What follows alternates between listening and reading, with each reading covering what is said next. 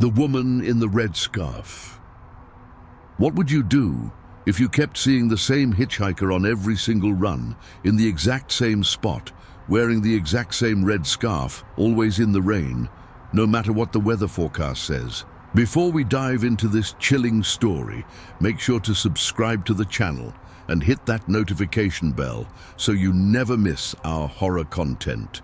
Drop a comment below telling us what state or country you are watching from. We love hearing from truckers and horror fans all over the world. Now let us get into this nightmare. Raymond Cole had been driving long-haul routes through the Pacific Northwest for 12 years when he first saw the woman in the red scarf. It was a rainy October evening, the kind of weather that made Interstate 5 through Oregon feel like driving through a waterfall, with visibility reduced to maybe 50 feet even, with the wipers on full speed. Raymond was hauling a load of electronics from Seattle down to Sacramento, a route he had driven hundreds of times before without incident. He knew every rest stop, every way station, every stretch of road where state troopers like to hide and catch speeders. The highway between Eugene and Roseburg was particularly desolate at night, with dense forests pressing in on both sides and very few exits or services. It was on this stretch at mile marker 217 that Raymond first encountered her. A woman standing on the shoulder of the highway, thumb extended in the universal gesture for hitchhiking, wearing jeans, a dark jacket, and a bright red scarf that seemed to glow even in the dim illumination of his headlights. She was soaking wet from the rain, her dark hair plastered to her face, but she stood perfectly still, as if the weather did not bother her at all. Raymond's first instinct was to keep driving. Every trucker knew the dangers of picking up hitchhikers, and company policy strictly forbade it for liability reasons. But something about the woman made him hesitate. She looked so utterly alone and vulnerable, standing there in the pouring rain with no other vehicles on the road and no buildings or houses visible anywhere nearby.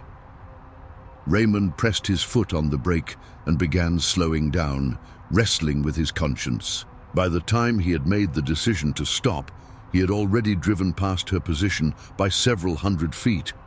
He looked in his side mirror to see if she was running toward the truck, expecting to see her jogging along the shoulder. But she was gone. The spot where she had been standing was completely empty, just wet pavement and rain. Raymond sat there idling on the shoulder for nearly 5 minutes, scanning his mirrors and looking back through the rain. There was nowhere she could have gone that quickly. The forest was too dense to run into, and she certainly had not run past his truck. It was as if she had simply vanished the moment he drove past her. Raymond convinced himself he had been seeing things, that fatigue and the rain had created an illusion. He continued his drive to Sacramento without further incident, and did not think much more about the encounter until his return trip 3 days later. He was heading north on Interstate 5, approaching that same stretch of highway between Roseburg and Eugene, when the rain started. It had been clear all day, and the weather forecast had called for dry conditions throughout the week. But as Raymond approached mile marker 217, heavy rain began falling as if someone had flipped a switch.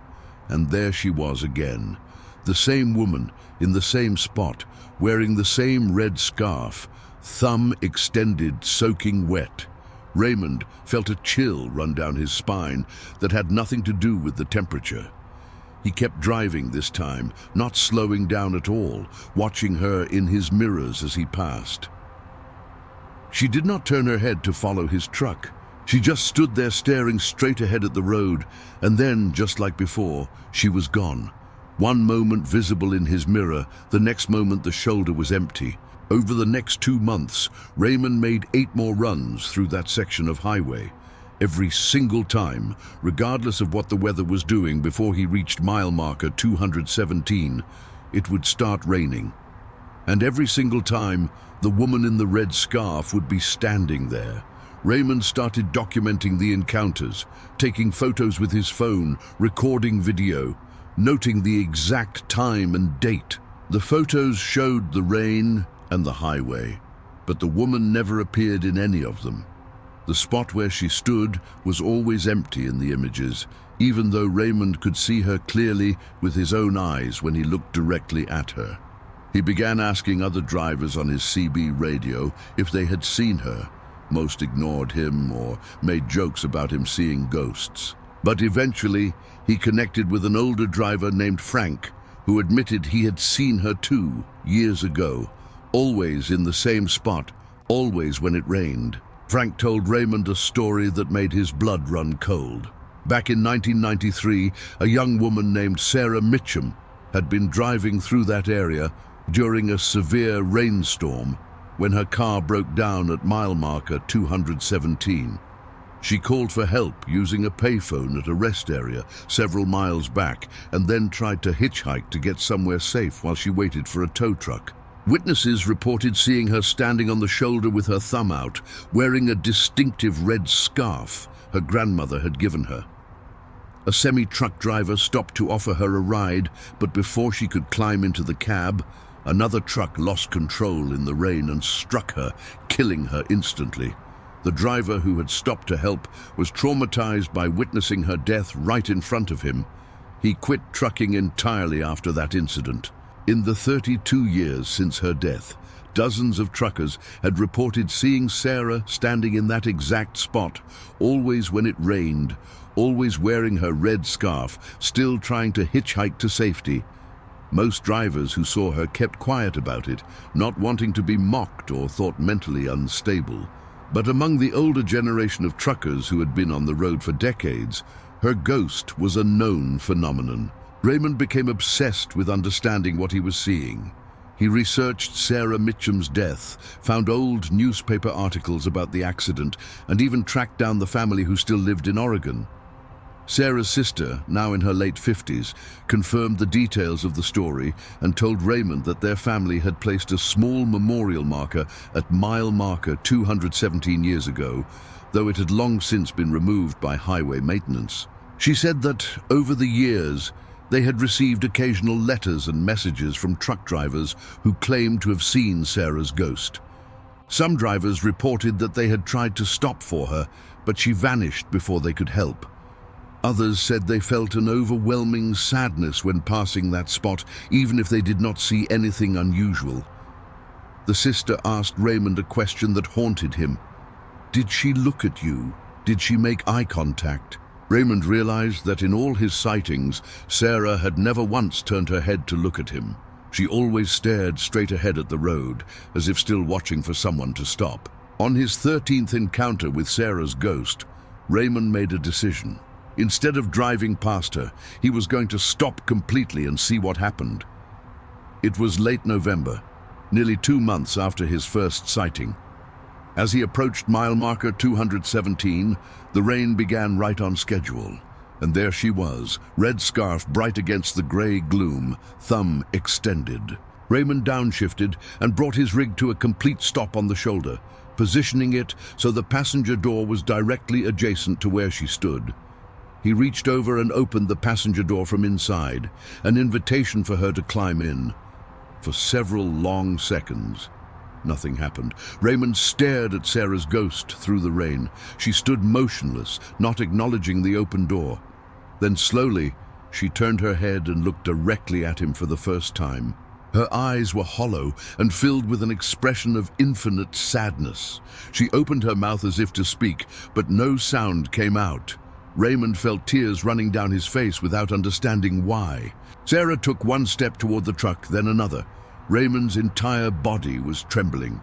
She reached the door and placed one hand on the grab handle to pull herself up into the cab. The moment her fingers touched the metal, Raymond's radio exploded with static, and an overwhelming smell of wet earth and decay filled the cabin. The temperature dropped so suddenly that Raymond could see his breath. Sarah climbed into the passenger seat, water dripping from her clothes and hair onto the floor mat.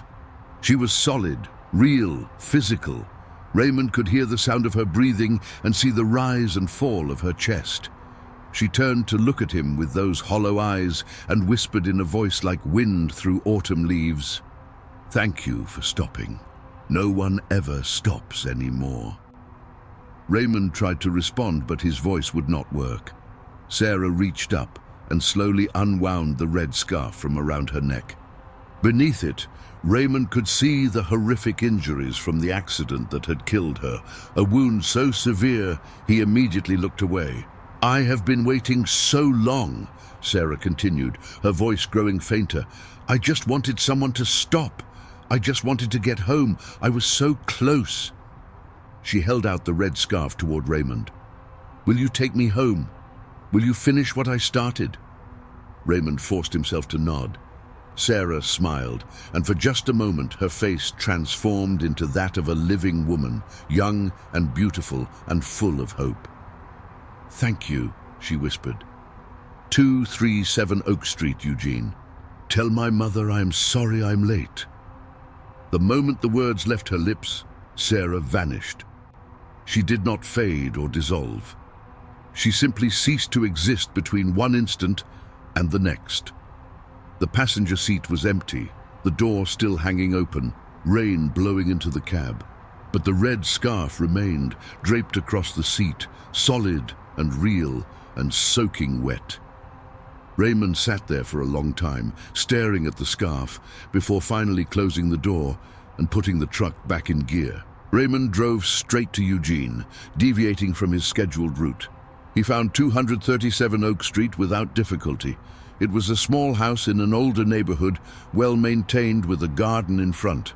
He sat in his truck for 20 minutes, holding the red scarf, trying to decide what he was going to say. Finally, he walked up to the door and knocked. An elderly woman answered, probably in her 80s, with kind eyes and gray hair. Before Raymond could speak, she saw the scarf in his hands, and her face went completely white. "Where did you get that?" she whispered. Raymond explained who he was and what had happened, expecting her to slam the door or call the police. Instead, she invited him inside. The woman's name was Margaret Mitchum, Sarah's mother. She confirmed everything Raymond had experienced. The red scarf had been buried with Sarah 32 years ago. Margaret had placed it around her daughter's neck in the casket herself. She had no explanation for how it could be here now, solid and real. Margaret told Raymond that Sarah had been coming home to visit when her car broke down. She had been only 12 miles from this house when she died. "She was always so close," Margaret said, crying. "Just 12 miles. She almost made it." Raymond left the scarf with Margaret, who clutched it to her chest and thanked him through her tears. He returned to his truck feeling emotionally drained, but somehow lighter, as if he had completed something important. He continued his route, expecting that his encounters with Sarah's ghost were over now that he had fulfilled her request. But when he drove back through that stretch of highway 2 days later, as he approached mile marker 217, the rain began. And there she stood, in the same spot, wearing the same red scarf, thumb extended, still waiting. Raymond slammed on his brakes and sat there staring at her in disbelief. The scarf was impossible. He had left it with Margaret. He had seen her holding it, but there it was, bright red against the grey rain, wrapped around Sarah's neck exactly as it always had been. Raymond got on his CB radio and put out a call to any truckers in the area. "Has anyone ever tried to stop for the hitchhiker at mile marker 217? Has anyone ever actually picked her up?" After a long silence, a voice he did not recognize responded, "I stopped for her once, back in 2008. She asked me to take her home to Eugene. I brought the scarf to her mother just like you did, but she is still there. She will always be there." Some journeys do not have endings. Raymond sat there in the rain, watching Sarah's ghost standing on the shoulder. She was not looking at him anymore. She was staring straight ahead at the road, thumb extended, waiting for the next driver to stop, waiting to ask them to take her home, waiting to be 12 miles closer to a destination she would never reach. Raymond put the truck in gear and drove on, knowing he would see her again on his next trip, and the trip after that, and every trip for as long as he kept driving this route. Sarah Mitchum was still hitchhiking, still trying to get home, trapped in the final moments of her life, endlessly repeating the same request to an endless succession of drivers, some of whom would stop and some of whom would drive past, but none of whom could ever truly help her complete her journey. The desert crossing. Two truck drivers report passing each other on a desolate stretch of Nevada highway and exchanging friendly waves over the CB radio, but one of those drivers had been killed in a fiery crash exactly 7 days earlier. So who was driving his truck? If this story is giving you chills already, go ahead and hit that subscribe button and turn on notifications.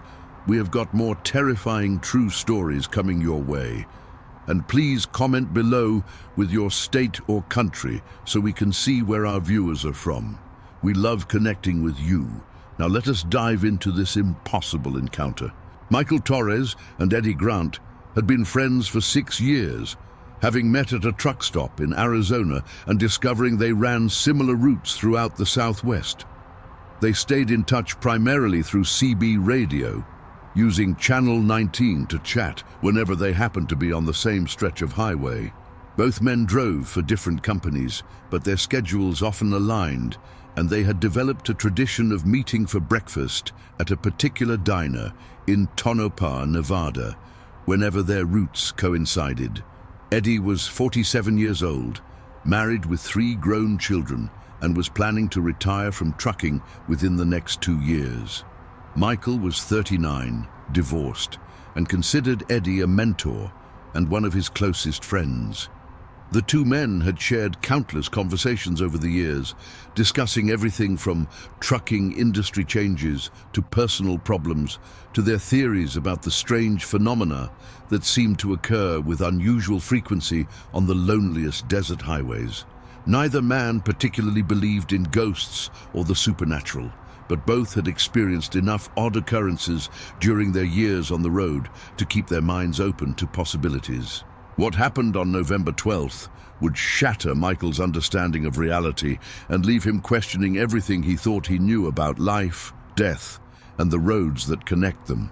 On November 5th, Eddie Grant was driving eastbound on US Route 50 through Nevada, a highway so desolate and empty that it had been nicknamed the loneliest road in America by travel magazines. It was 3 in the afternoon, good visibility, dry conditions, and Eddie was making excellent time on a delivery that would take him all the way to Denver. He had checked in with Michael earlier that day via CB radio, and they had made plans to meet for breakfast at their usual diner in Tonopah on November 13th, when their routes would intersect again. Eddie never made it to Denver. According to the Nevada Highway Patrol accident report, at approximately 4:17 in the afternoon on November 5th, Eddie's truck suffered a catastrophic tire blowout on the right rear trailer axle. The blown tire caused the trailer to sway violently. Eddie, an experienced driver with over 20 years behind the wheel, attempted to regain control but overcorrected. The truck jackknifed across both lanes of the highway and then rolled multiple times before coming to rest on its side. During the rollover, the fuel tanks ruptured and the entire rig burst into flames. Eddie was killed instantly in the initial impact, long before the fire consumed the wreckage. There were no other vehicles involved and no witnesses to the accident. Eddie's truck was not discovered until nearly 2 hours later, when another driver came upon the still burning wreckage and called 911. Michael learned about Eddie's death on the evening of November 6th, when Eddie's wife called him. Michael was devastated. He and Eddie had been talking just hours before the accident, making plans to meet up, discussing a baseball game they both wanted to watch. Michael attended the funeral on November 9th in Eddie's hometown of Tucson, Arizona. He met Eddie's family, shared stories about their friendship, and said goodbye to one of the best men he had ever known. The funeral was well attended by dozens of truckers who had known Eddie, and the service was a celebration of a life well lived. Michael returned to work on November 10th, emotionally drained but needing to get back on the road. He had a delivery scheduled that would take him through Nevada on November 12th, the same route where Eddie had died just 7 days earlier. Michael was not looking forward to driving past the accident site, but it was unavoidable given his assigned route. On the evening of November 12th, Michael was driving westbound on US Route 50, approaching the area where Eddie had crashed. It was close to 8 at night, and the highway was completely deserted. Michael had not encountered another vehicle in over 40 minutes. The landscape was stark and otherworldly in the moonlight, vast expanses of sagebrush desert stretching to distant mountains. Michael's CB radio had been silent for hours, which was typical for this desolate stretch of road. As he approached mile marker 72, which according to the accident report was near where Eddie had died, Michael saw headlights in the distance coming toward him in the eastbound lane. It was another semi-truck, the first vehicle he had seen in nearly an hour. As the trucks approached each other, Michael's CB radio crackled to life with a familiar voice. "Hey, Michael, this is Eddie. Good to see you out here, brother. Stay safe." Michael's hands went numb on the steering wheel. The voice was unmistakably Eddie's, with the same accent, the same speech patterns, the same warm tone he always used. Michael grabbed his CB microphone with shaking hands and keyed it. "Eddie, is that you? Where are you?" The response came immediately. "I am eastbound on 50, just past you. You must have seen my truck. How you been, man? We still on for breakfast tomorrow in Tonopah?" Michael's mind was reeling. He had just attended Eddie's funeral 3 days ago. He had seen Eddie's casket lowered into the ground. This was impossible. He looked in his side mirror and saw the other truck's taillights receding behind him in the darkness. Without consciously deciding to do so, Michael slammed on his brakes and brought his rig to a stop on the shoulder. He grabbed his CB again. "Eddie, I need you to stop. I need to talk to you. Please pull over." Silence. Michael waited for 2 minutes that felt like hours. "Eddie, are you there? Please respond." Nothing. Michael put his truck in reverse, an extremely dangerous maneuver on a highway, even a deserted one, and backed up several hundred feet to where the other truck should have been visible. The highway behind him was completely empty. There were no taillights, no truck, nothing. The desert stretched out in all directions, flat and open with visibility for miles. There was nowhere a truck could have gone. Michael sat on the side of the highway for over an hour, trying to process what had just happened. He checked his CB radio to make sure it was functioning properly. He scanned through all the channels, listening for any sign of Eddie's voice. He called out repeatedly, asking if anyone else had heard the transmission or seen the other truck. No one responded. The highway remained empty and silent. Michael eventually continued driving, but his hands were shaking so badly he could barely hold the steering wheel. He reached the truck stop in Tonopah just after midnight and immediately started asking other drivers if they had been on Route 50 that evening, if they had seen another truck, if they had heard anything unusual on the CB. Most drivers looked at him like he was crazy, but one older man, a veteran driver named Carl, pulled him aside and asked for details. After Michael explained what had happened, Carl nodded slowly, as if this made perfect sense. "You were near mile marker 72?" Carl asked. Michael confirmed. "That is where Eddie crashed, isn't it?" Michael felt his chest tighten. "How did you know?" Carl explained that he had been driving these routes for 38 years, and over those decades he had heard stories from numerous truckers about impossible encounters on certain stretches of highway. Route 50 through Nevada was particularly known for these phenomena. Several drivers had reported CB communications with truckers they later discovered had died, sometimes years earlier. Others had described passing trucks that simply vanished, or seeing the same vehicle multiple times in locations it could not possibly have reached. Carl told Michael about a theory some of the old-timers had developed, that certain highways, particularly the loneliest and most isolated ones, somehow retained impressions of the drivers who had traveled them. These impressions could occasionally manifest as ghostly encounters, especially for people who had strong connections to the deceased driver. "Eddie was your friend," Carl said, "and he died on that road. Maybe part of him is still out there, still driving his route, still checking in with his friends over the CB. These roads get into your blood after enough years. Some drivers never really leave them, even after they are gone." Michael spent the next 3 days researching paranormal phenomena related to highways. He found numerous accounts from truck drivers describing experiences similar to his own. A driver in Texas had received a CB message from his brother, who had died in an accident 2 years earlier. A woman in Montana had reported passing her late husband's truck on a highway where he had crashed, complete with his distinctive custom paint job and license plate. A man in California had photographed what appeared to be a ghostly semi-truck driving through the scene of a fatal accident from decades earlier. The stories were remarkably consistent. The encounters always happened near accident sites, always involved drivers who had died on that specific stretch of road, and always felt completely real until they suddenly ended with the ghostly vehicle vanishing. Michael became convinced that he had genuinely communicated with Eddie's spirit, or some impression of Eddie that remained tied to the highway where he had died.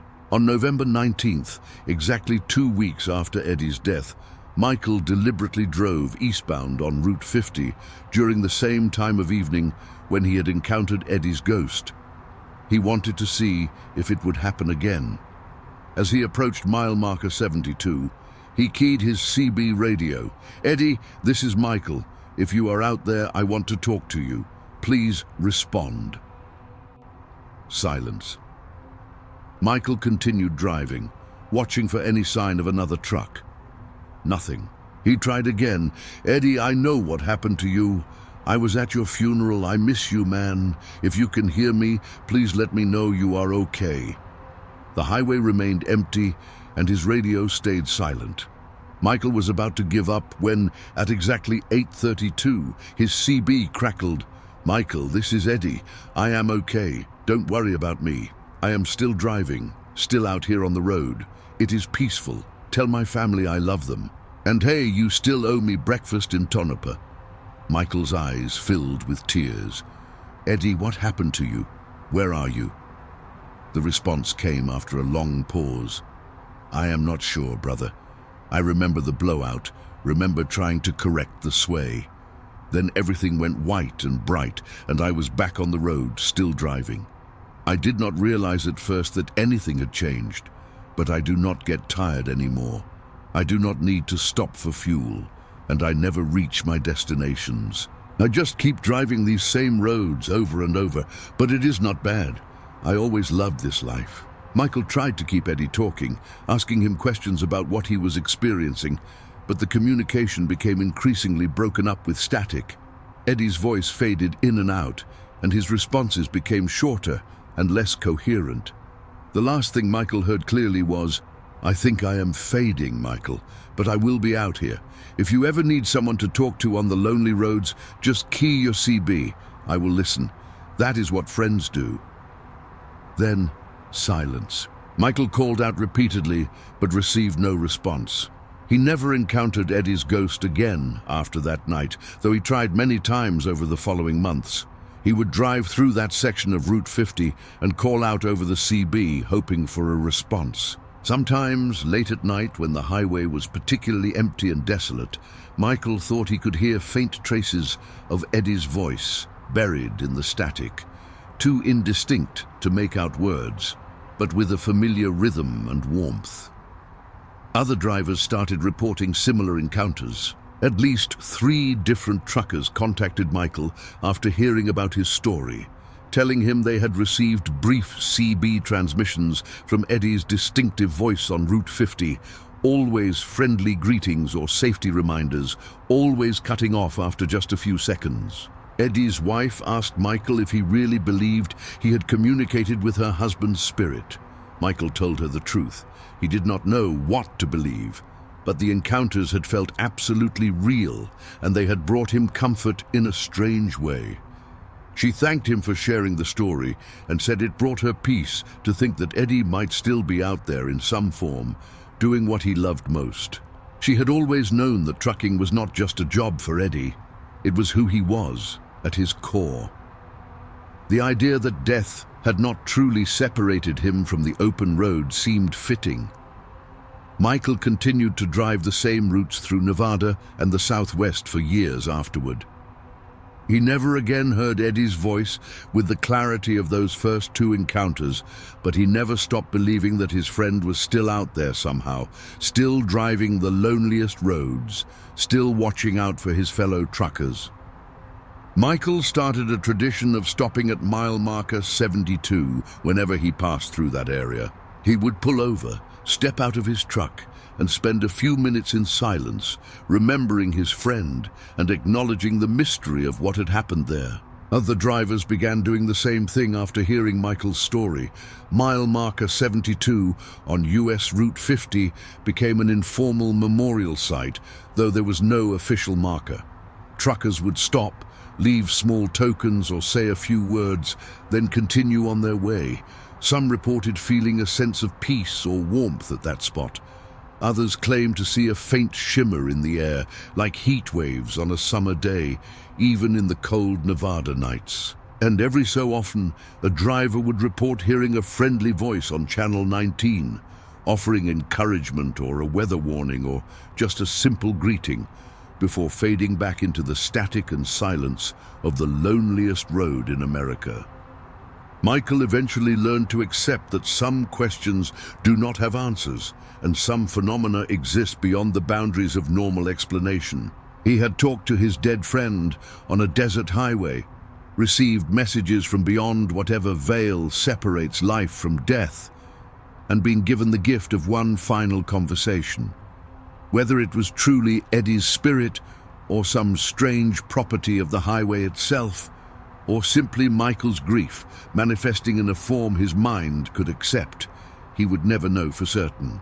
But on the darkest, loneliest nights when Michael drove through the Nevada desert with nothing but sagebrush and stars for company, he would key his CB and say, "This is Michael, out here on 50.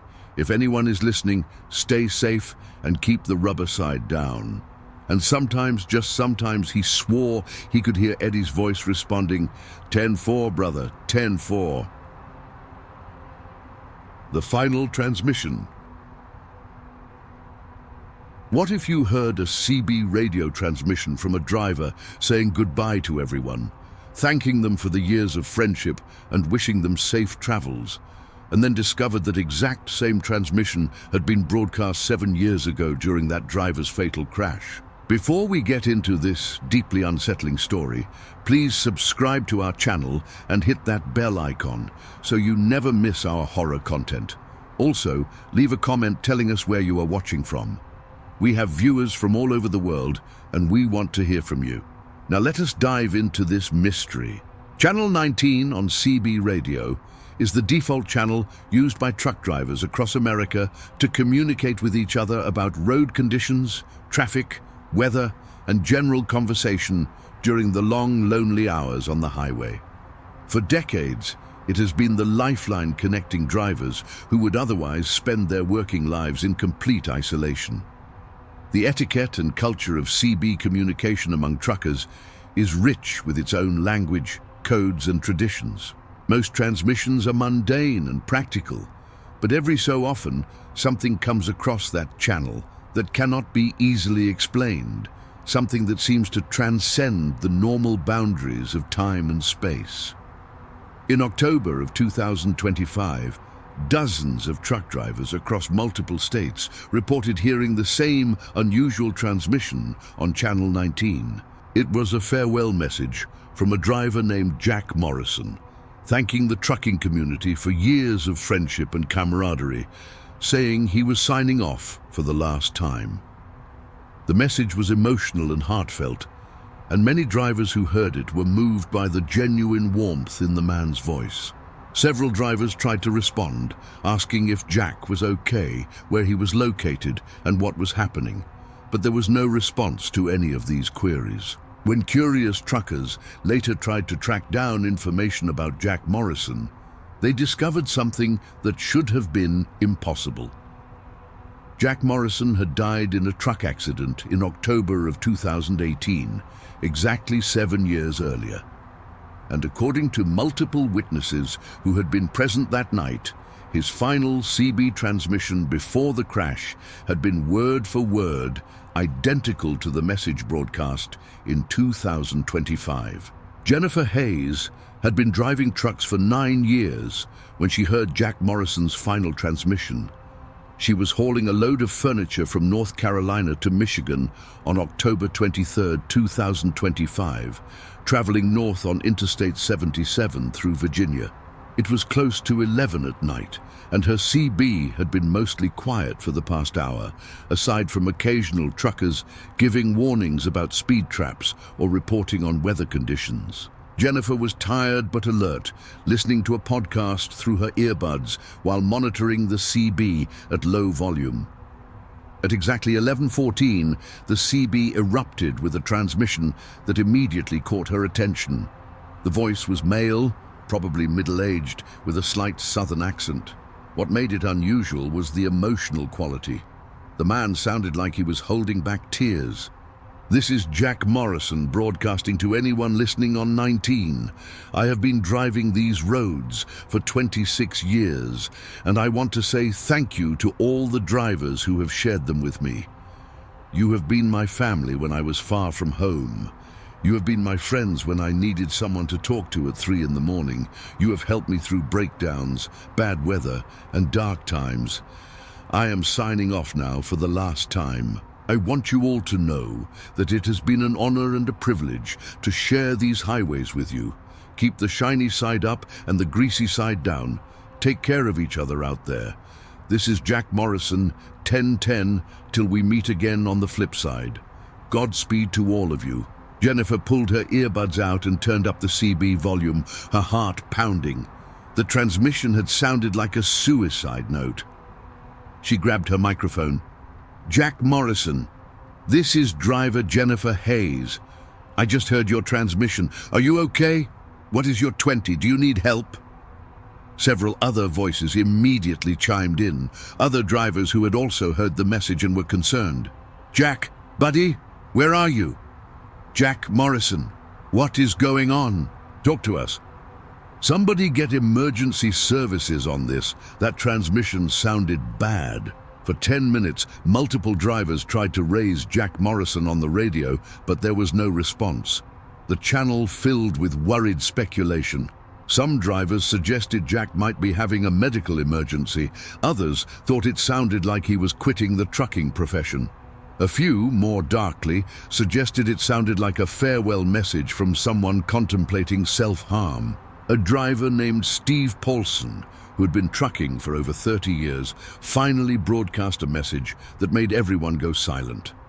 "Guys, I need to tell you something. I knew a Jack Morrison. He was a good driver, ran routes through the Southeast mostly. But he died 7 years ago, killed in a wreck in October of 2018, and I was there that night. I heard his last transmission before the crash. It was exactly word for word what we just heard." The CB channel exploded with responses. Several drivers accused Steve of making a sick joke or trying to scare people. Others demanded more information. Steve, his voice shaking slightly, continued, "I am not joking, and I am not crazy. Jack Morrison crashed his truck on October 23, 2018, on Interstate 77 in Virginia. I was about 5 miles behind him. Right before the accident, he broadcast that farewell message we just heard, those exact words. I will never forget it, because it was so unusual and emotional."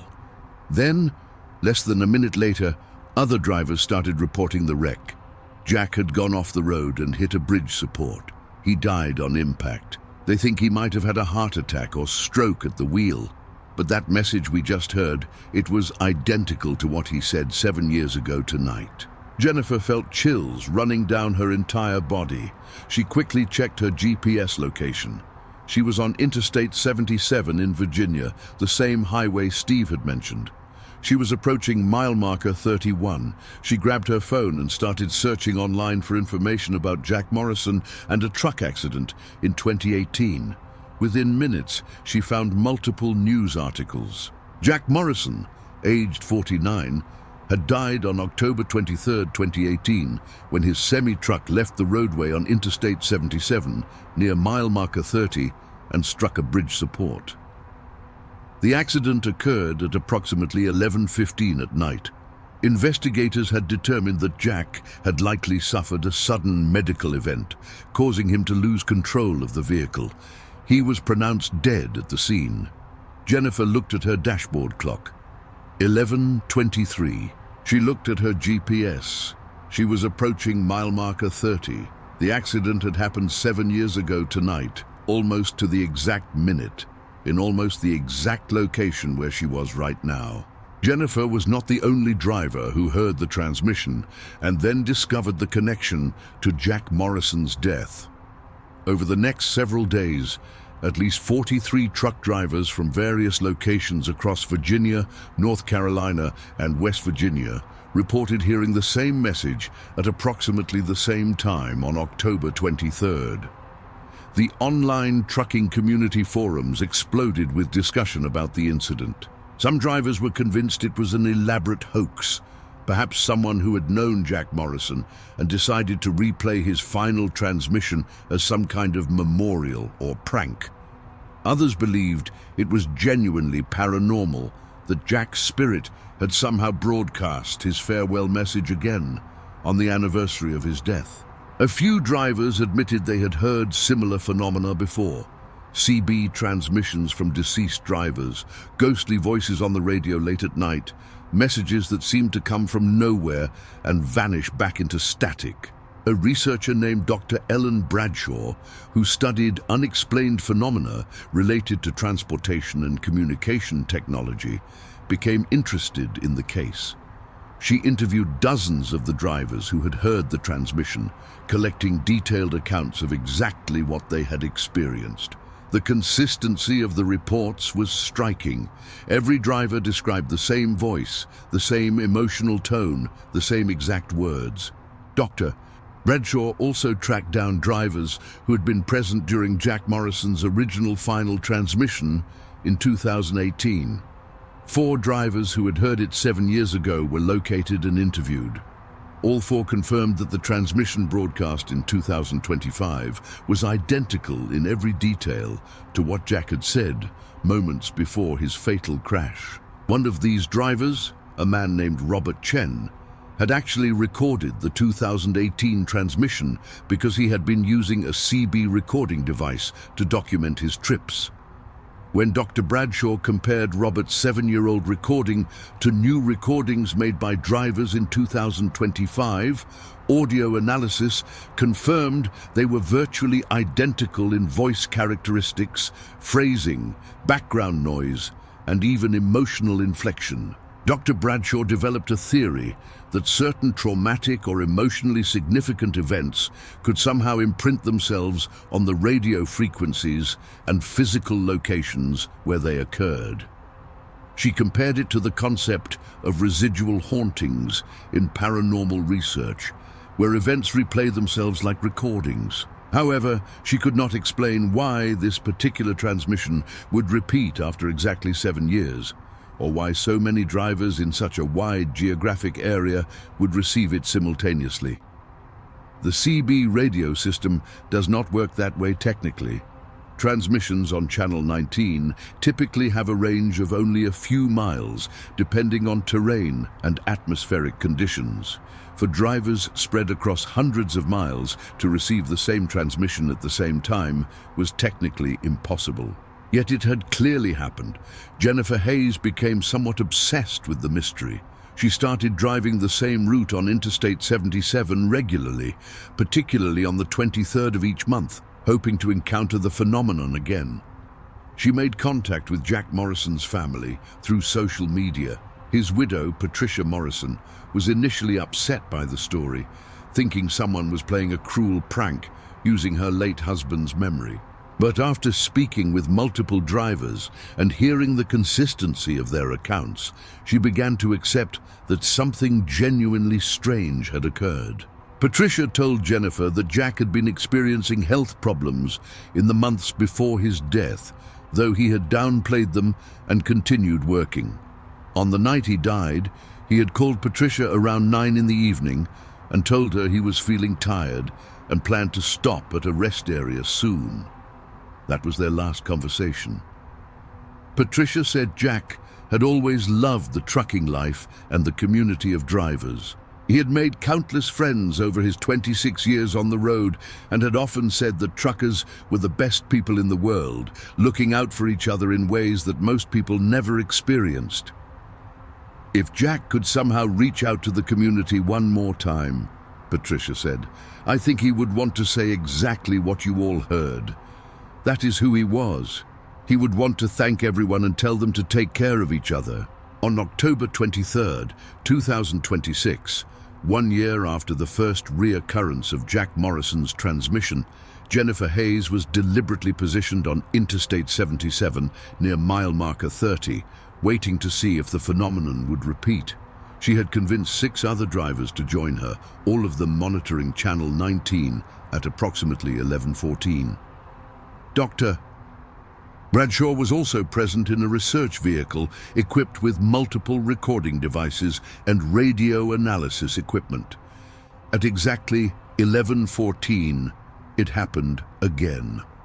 Jack Morrison's voice came through on Channel 19, broadcasting the identical farewell message word for word.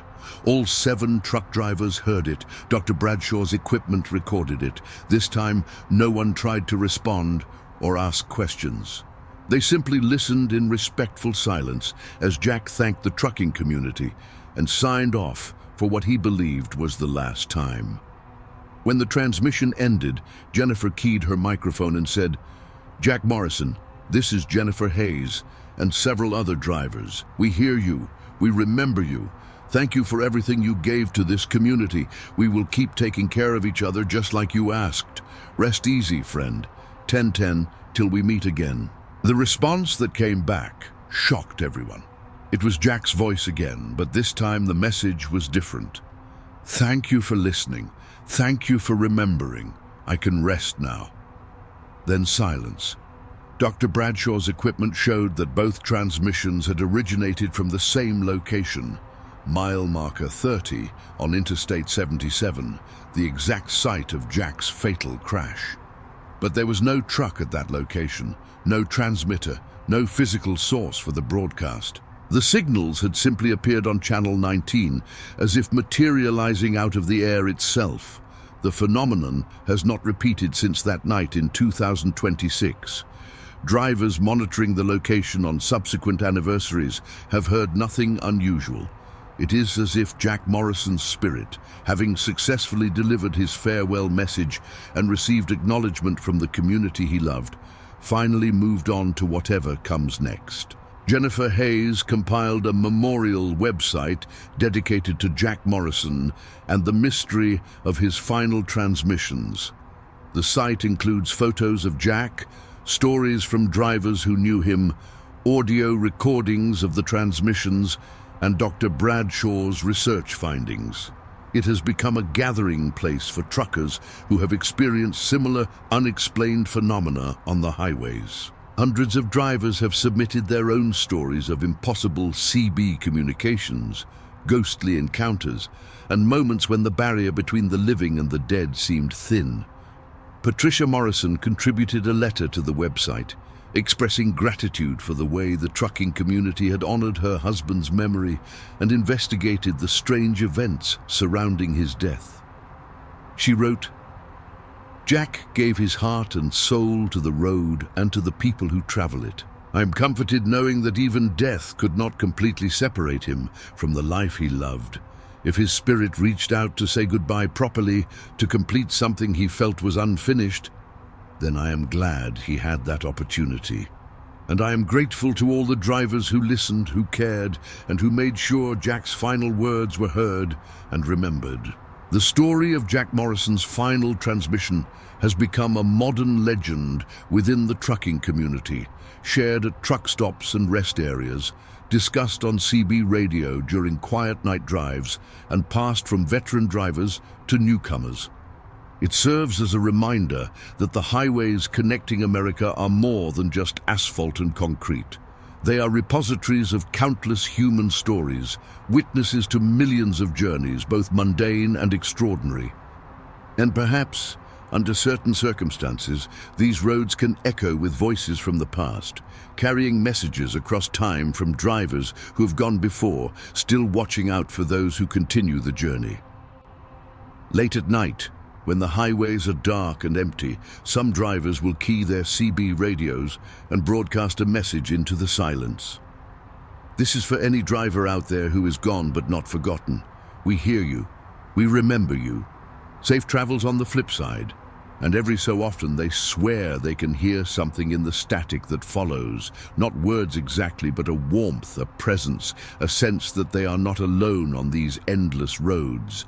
That somewhere in the darkness other drivers are listening, watching, guiding, and that the community of the highway extends beyond the boundaries of life itself, connecting all who have ever felt the call of the open road, whether they still travel it in the flesh or only in spirit. The transmissions continue, though most will never be heard by anyone but those who are listening at exactly the right moment, in exactly the right place. The highways remember, and sometimes, just sometimes, they speak,